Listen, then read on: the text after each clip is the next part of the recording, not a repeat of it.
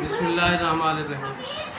ईसा अलैहिस्सलाम के लिए जहाँ कुरान मजीद में लफ्ज़ रफ़ा आया है उसकी सही वज़ाहत क्या है, उसका सही मतलब क्या है। ईसा अलैहिस्सलाम के लिए रफ़ा का इस्तेमाल कुरान मजीद में दो मकामात पर आया है। एक जगह पर है वराफ़िउ का इलैया सूरह आल इमरान की आयत 55 में, और दूसरी जगह है बर्रफ़अहुल्लाहु इलैह सूरह निसा आयत 158 में। असल मसला यह है कि कुरान मजीद में अल्लाह रब्बुल इज़्ज़त इरशाद फरमाता है वमा मुहम्मदुन इल्ला रसूल क़द ख़लत मिन क़ब्लिही रुसूल, और मोहम्मद कुछ नहीं महज एक रसूल है, उनसे पहले बहुत से रसूल गुजर चुके हैं। आल इमरान की आयत नंबर 144। ये वो आयत है जो अबू बकर सिद्दीक़ रज़ियल्लाहु अन्हु ने नबी सल्लल्लाहु अलैहि वसल्लम की वफ़ात पर सहाबा कराम को खिताब करके पढ़ी थी। इस आयत की वजह से नबी सल्लल्लाहु अलैहि वसल्लम की वफ़ात पर तमाम सहाबा कराम का इजमा हुआ था। आयत में खलत बामानी वफ़ात है जिसका बिला इस्तिस्ना अल्लाह ने ज़िक्र कर दिया। लफ्ज़ खलत को कुरान मजीद ने मौत के मानी में इस्तेमाल किया है। सूरह अहकाफ की आयत नंबर 17, वल्लज़ी काल लिवालिदैहि उफ़्फ़िल लकुमा अताइदाननी अन उख़रजा वक़द ख़लतिल क़ुरून मिन क़ब्ली। तर्जुमा, और जिस शख्स ने अपने वालिदैन से कहा मैं बेजार हूँ तुमसे, क्या तुम मुझे ये खौफ दिलाते हो कि मैं मरने के बाद कब्र से निकाला जाऊँगा, हालांकि मुझसे पहले बहुत सी कौमें गुजर चुकी हैं।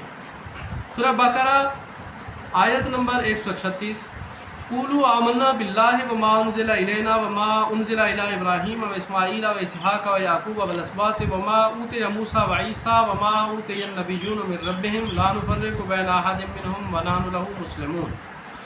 मोमिनो, कहो कि हम ईमान लाए अल्लाह पर और उस हिदायत पर जो हमारी तरफ नाजिल हुई और जो इब्राहीम, इस्माईल, इसहाक़, याकूब और उनके औलाद की तरफ नाजिल हुई थी, और जो मूसा और ईसा और दूसरे तमाम अम्बिया को उनके रब की तरफ से दी गई थी। हम उनके दरमियान कोई तफरीक नहीं करते और हम अल्लाह के फरमाबरदार हैं या मुस्लिम हैं।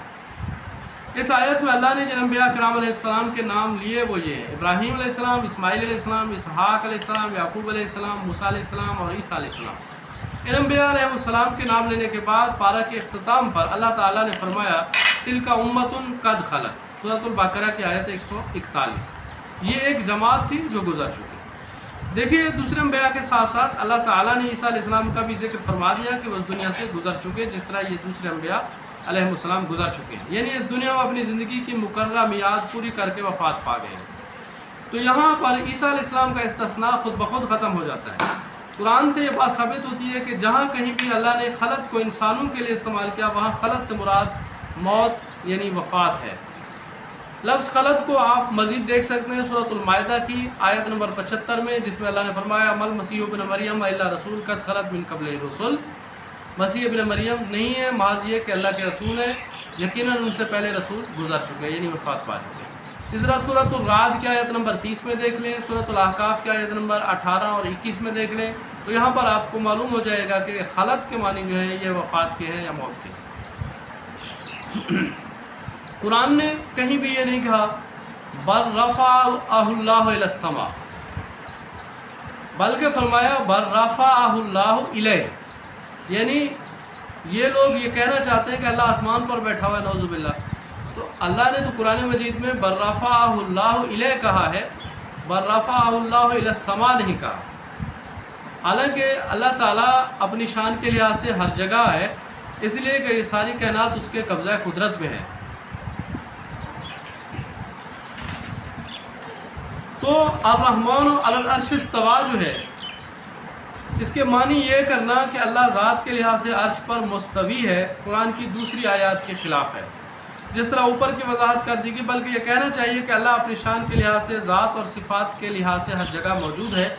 अर्श पर मुस्तवी होने की कैफियत क्या है, कोई इंसान इसका अदराक नहीं कर सकता। बल्कि या ये कि हम ये कहें कि अल्लाह ज़ात के लिहाज से अर्श पर मुस्तवी है, ये खालिसतन अपनी तरफ से इफ्तरा परदाजी है। जो इल्म में पुख्ता है वो कहते हैं यक़ूलूना रब्बना आमन्ना बिही, यक़ूलूना आमन्ना बिही कुल्लुम मिन इंदि रब्बिना, हम इस पर ईमान रखते हैं, ये सब हमारे रब की तरफ से। आल इमरान आयत 7।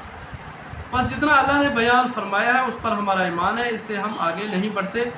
कुरान मजीद में इब्राहीम अलैहिस्सलाम का जिक्र करते हुए अल्लाह रब्बुल आलमीन ने फरमाया सूरह अनकबूत की 26 में वक़ाल इन्नी मुहाजिरुन इला रब्बी, और कहा इब्राहीम अलैहिस्सलाम ने मैं अपने रब की तरफ हिजरत करता हूँ।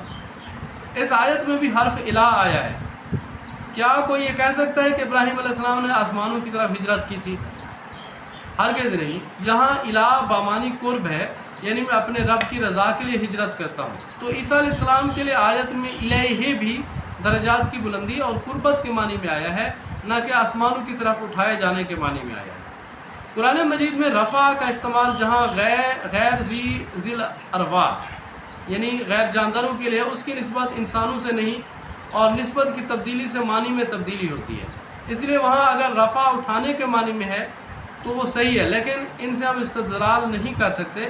ایک مقام پر آیا ہے سورہ یوسف میں ورفع ابویہ علی العرش، یوسف کی آیت نمبر 100 میں، اور اپنے والدین کو تخت پر اونچا بٹھایا. یہاں انسانوں کی رفع اٹھانا حصی معنی میں ہے، کیونکہ فاعل و مفعول دونوں انسان ہیں، اور یہاں رفع کی تادیہ حرف علا ہے نہ کہ الہ ہے، عین لام کھڑا زبر علا، اور نہ کہ یہ الہ ہے الف سے. تو اس آیت سے ہمیں یہ بات معلوم ہوئی کہ رفع کے ساتھ حرف علا ہو تو پھر نیچے سے اوپر کی طرف اٹھانا صحیح ہے، عین کے ساتھ علا ہو تو اوپر نیچے سے اوپر کی طرف اٹھانا تو صحیح ہے.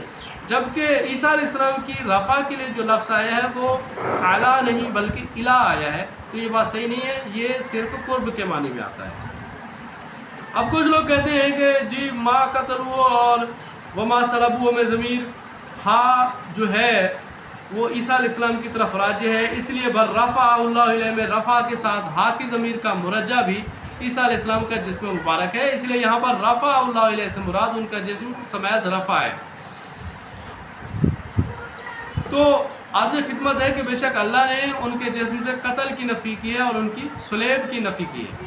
وجہ اصل میں یہ ہے کہ جب وہ لوگ بررفع اللہ علیہ کو پیش کرتے ہیں تو ان کے ذہن میں اللہ کا وہ وعدہ نہیں ہوتا جس میں اللہ نے عیسیٰ علیہ السلام سے فرمایا تھا انی متوفی کا ورافع کا الیہ، آل عمران آیت 55، کہ میں تجھے وفات دینے والا ہوں اور اپنے ہاں بلند کرنے والا ہوں. اس لیے اب یہ کیسے ممکن ہے کہ اللہ تعالیٰ اپنے وعدے کے خلاف کرے کہ توفا سے پہلے آپ کا رفع کر دیں، ان کا رفع کرے، حالانکہ لفظ توفا پہلے ہے یعنی وفات پہلے ہے.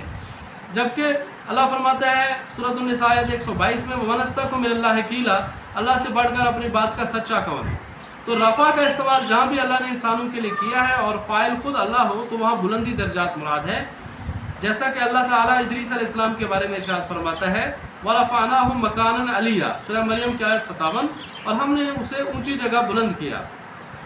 اور سورہ اعراف آیت 176 میں فرمایا وَلَوْ شِئْنَا لَرَفَعْنَاهُ بِهَا وَلَكِنَّهُ أَخْلَدَ إِلَى الْأَرْضِ، اور اگر ہم چاہتے تو ان آیات پر عمل کرنے سے اس کے درجہ کو بلند کرتے، لیکن وہ زمین سے چمٹ گیا. اس طرح سورہ مجادلہ کی آیت 11 میں ہے یا ایھا الذین آمنوا اذا قیل لکم تفصحوا فی المجالس فافصحوا یفصح اللہ لکم واذا قیل انشزوا فانشزوا یرفع اللہ الذین آمنوا منکم والذین اوتوا العلم درجات. اے ایمان والو، جب تم سے کہا جائے مجلسوں میں جگہ دو تو جگہ دو، اللہ تمہیں جگہ دے گا، اور جب کہا جائے اٹھ کھڑے ہو تو اٹھ کھڑے ہو، اللہ تمہارے ایمان والوں کے اور ان کے جن کو علم دیا گیا اور درجے بلند فرمائے گا. مسلم کی حدیث میں ان اللہ یرفع بہذا الکتاب اقواما ویضع بہ آخرین، اللہ اس کتاب قرآن کے ذریعے قوموں کو بلند کرتا ہے اور اس کے ذریعے دوسروں کو پست کرتا ہے. تو معلوم ہوا کہ عیسیٰ علیہ السلام کے نبی رفع درجات کی بلندی کے معنی میں آیا ہے، جیسے سورۃ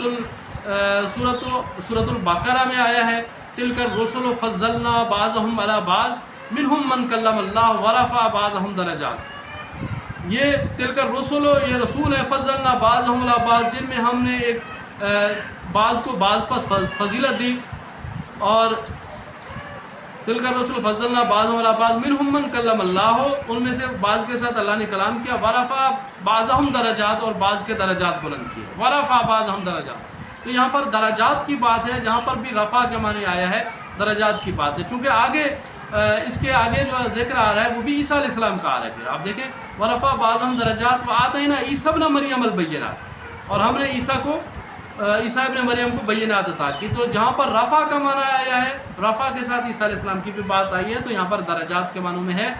یہ نہیں ہے کہ اللہ کی طرف زندہ اٹھا لیا جانا ہے اور اللہ کوئی آسمانوں پر بیٹھا ہوا ہے، بلکہ اللہ نے عیسیٰ علیہ السلام کو پہلے وفات دی، اس کا وعدہ پورا کیا، پھر ان کو درجات میں بلند کیا.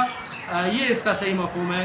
عیسیٰ علیہ السلام وفات پا چکے ہیں اور وہ قیامت والے دن ہی تشریف لائیں گے، جیسے سارے لوگ قیامت والے دن اٹھیں گے. اقول قولی ھذا استغفر اللہ استغفر اللہ استغفر اللہ.